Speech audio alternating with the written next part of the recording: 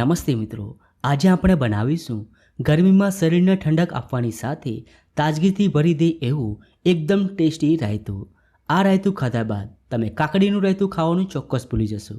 તો વિડીયો ગમે તો લાઈક કરજો અને ચેનલને સબસ્ક્રાઈબ કરવાનું ભૂલતા નહીં. તો ચાલો હવે બનાવીએ. એના માટે એક બાઉલમાં લઈએ 1.5 કપ દહીં,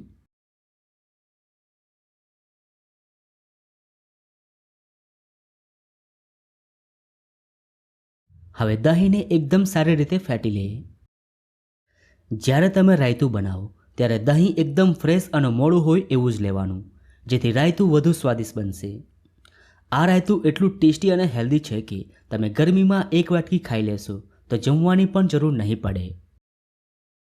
હવે આપણે તેમાં ફ્રૂટ એડ કરીશું. તો સૌથી પહેલાં એડ કરીશું અડધું કેળું,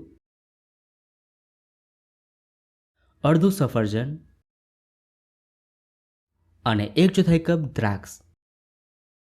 અને હવે એકવાર મિક્સ કરી દઈએ. તો અહીંયા મેં સફરજન, કેળા અને દ્રાક્ષને મીડિયમ સાઇઝમાં કટ કરી લઈ લીધા છે.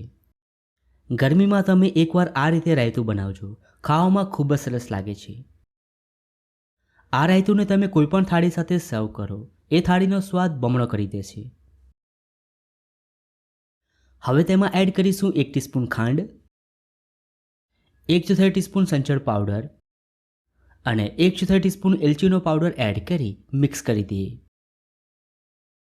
એલચીનો પાવડર એડ કરવાથી રાયતું એકદમ ફ્લેવરફુલ બનશે, જેથી તે જરૂરથી એડ કરજો. હવે આપણે રાયતુંને સર્વિંગ બાઉલમાં કાઢી લઈએ. જમવાના અડધા કલાક પહેલાં તમારે આ રાયતાને ફ્રીજમાં મૂકી દેવાનું, જેથી ઠંડુ રાયતું ખાવામાં ખૂબ જ સરસ લાગે છે. હવે ઉપરથી દાડમના દાણા એડ કરી રાયતુંને ગાર્નિશ કરી લઈએ. તો ગરમીમાં શરીરને ઠંડક આપે એવું એકદમ ટેસ્ટી અને હેલ્ધી ફ્રૂટ રાયતું બનીને તૈયાર છે. ખૂબ જ સરસ રાયતું બન્યું છે.